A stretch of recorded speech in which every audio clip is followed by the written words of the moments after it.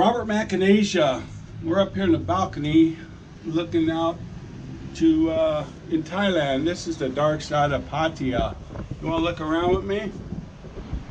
Look at, see the ocean way out there? That's the ocean.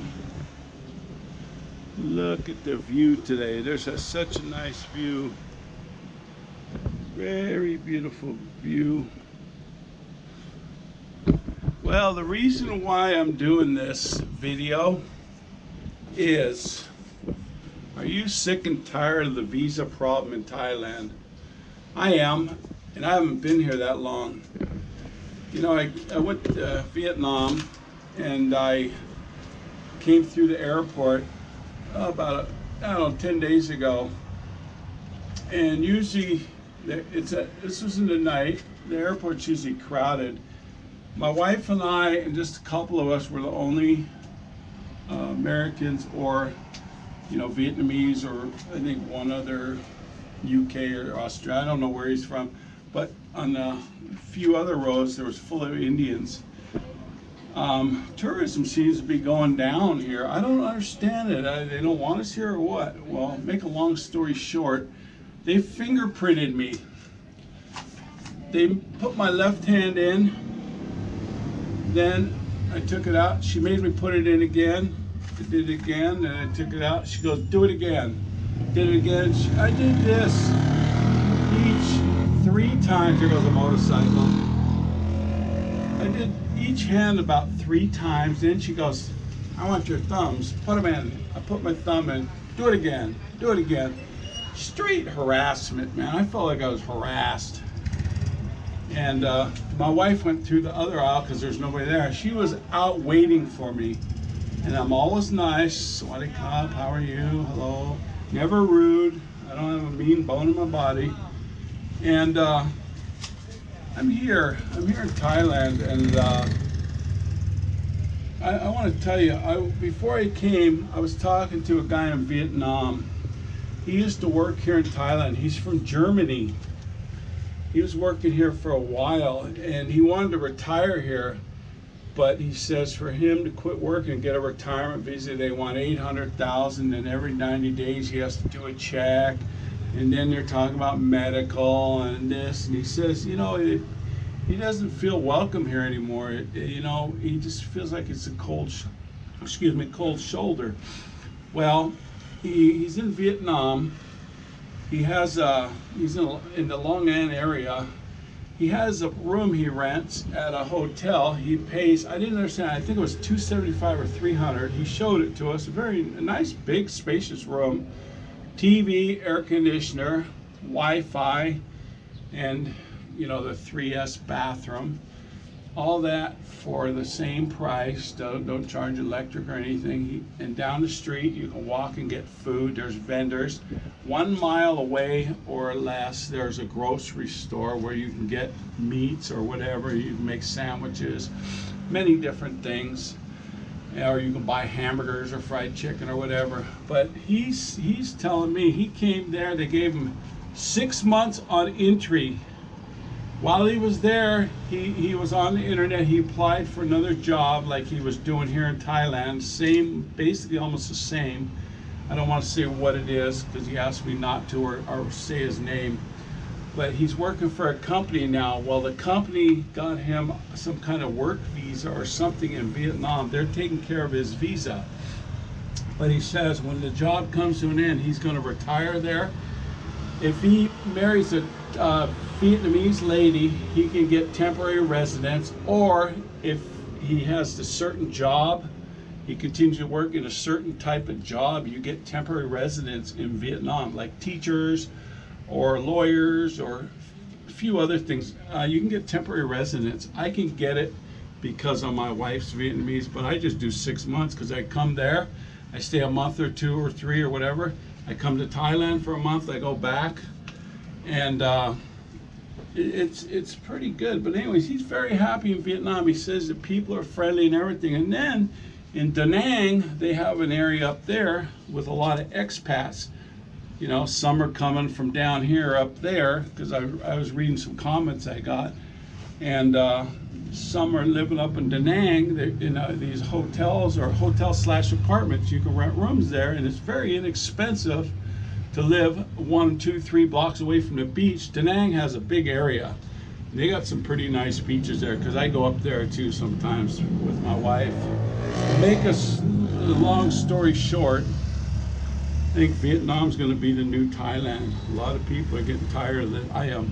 I haven't been here that long, but I'm tired. I put money in the bank, and it doesn't make a difference on the attitude. You feel unwelcome here. But let me see. They're getting more and more groceries in Vietnam for the foreigners, getting them tired. There goes more of the bikes racing down there, the youngsters. My God, those youngsters, no helmet on. I feel sorry.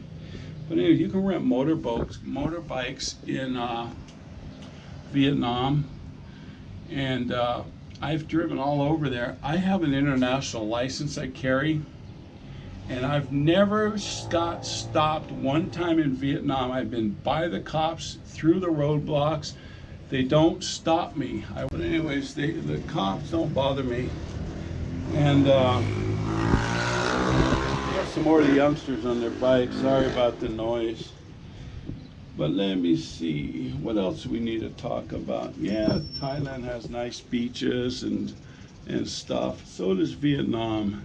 Da Nang, Nha Trang, Moon Air, Vung Tau. You go up the top, Harlem Bay. Vietnam has some really nice places. And then I ride around in the country there, go through the rice fields. They got the main roads, back roads. It's like anywhere, you got to be careful when you ride. But what are we going to do? Are we all going to end up in Vietnam together, or what? How many of these people here that don't have the money in the bank? Vietnam don't care. You come to that border, you show them that you have a passport and you want to come in, a Vietnam stamp, come in, they give you 6 months and let you go. At 6 months, go get on a bus or a van, go right to Cambodia border, get a stamp, walk right back in Vietnam for another 6 months. They don't care. They just go by the flow, don't cause problems, stay out of the politics. You don't have a problem. Also, in Vietnam, they have a train that you can ride. In Saigon, you can get on a train. You can take it to Phan Thi, Nha Trang. You can go up farther to. You can go all the way up. It goes many places. Hoi An. The train goes around. The best one I've found out. I've ridden the train many times. I've been on the night train. And the night train, I don't know if it's a coincidence or a fluke, seem to have a new car, sleeping cars. The sleeping cars have 4 bunks, 2 on the bottom, 2 on top. And it doesn't cost too much to ride the sleeping car, because the regular seats are uncomfortable. But I usually get the sleeping car. There's 2 or 3 of us, and we get the whole room. Once I had a visitor, but he felt uncomfortable, so he went somewhere else in the train. But you can film looking out the window. You can see stuff, but it gets so dark in certain areas, you just go by, you don't know what you're looking at. But you sleep at night. You get there. You leave Saigon at night, about 8. I think at 5 in the morning you arrive in Nha Trang, which Nha Trang has a nice long beach. I like Nha Trang, and because you can come out on the beach and you can walk along the beach. It goes for a couple miles at least. Very long beach, and they got the boardwalk, along the beach, the sand, and on the little area there with trees. Then they got the street, and then across the street is where all the hotels are. And then you go down the alleyways. You can rent rooms there. You can make deals for a month at a time or whatever. I've talked to some people there that retired there. Some are married to Vietnamese, some aren't. Of course, they got temporary residency, and others do the border run, and they're happy. They don't get harassed. We're about 800,000 baht in the bank, or they don't ask. Vietnam don't ask for that. All they ask, come in legally, don't cause problems, and you won't hear a peep out of them. And you can get a driver's license over there. If you have a license in your home country that shows you have a motorcycle license or a car, you come there.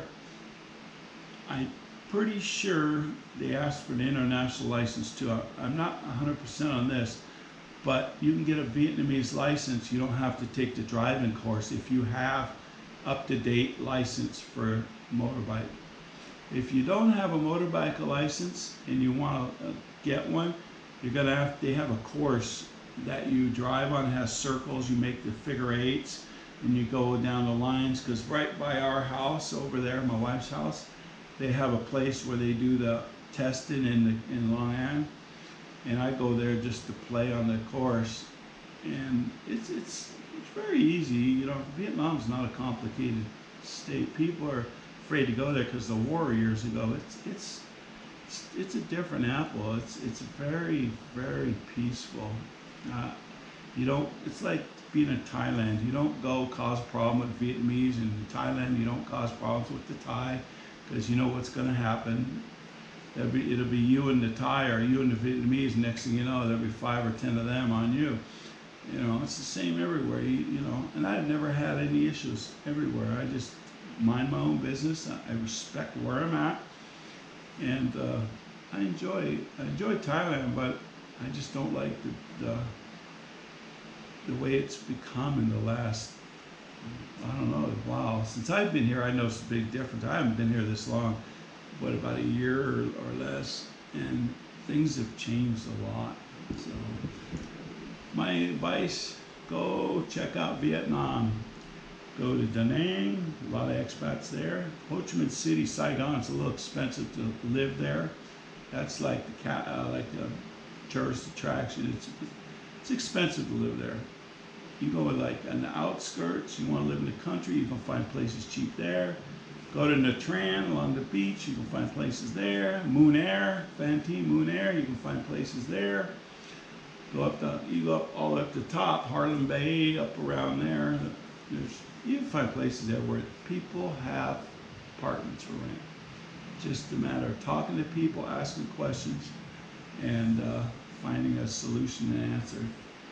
Very simple. But anyways, I'm going to quit ranting. And another thing I forgot to update on is when you come through the airport in Vietnam, I used to come in and out because my wife's Vietnamese. We're always visiting there and going somewhere else. But you know, last year, year before, you come in, go through immigration, there wouldn't be that many people.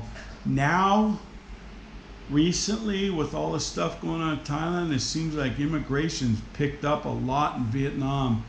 They're much more busy there. They've gotten rerouted the lanes to accommodate people, and all the windows are usually open now. It used to be where they would have half or maybe 5/8 of the windows open. Now, when I come through, almost all of them are open, and there's lines all the way. The line, it goes fast. Sometimes you gotta wait 30 minutes or less, but that's part of the process.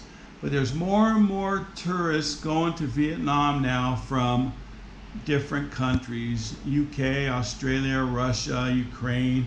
I've talked to them from the US.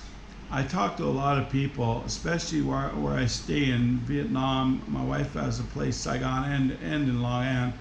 Well, we go down to McDonald's downstairs, and I talk to foreigners in there. You know, I'm a foreigner too, I'm an expat.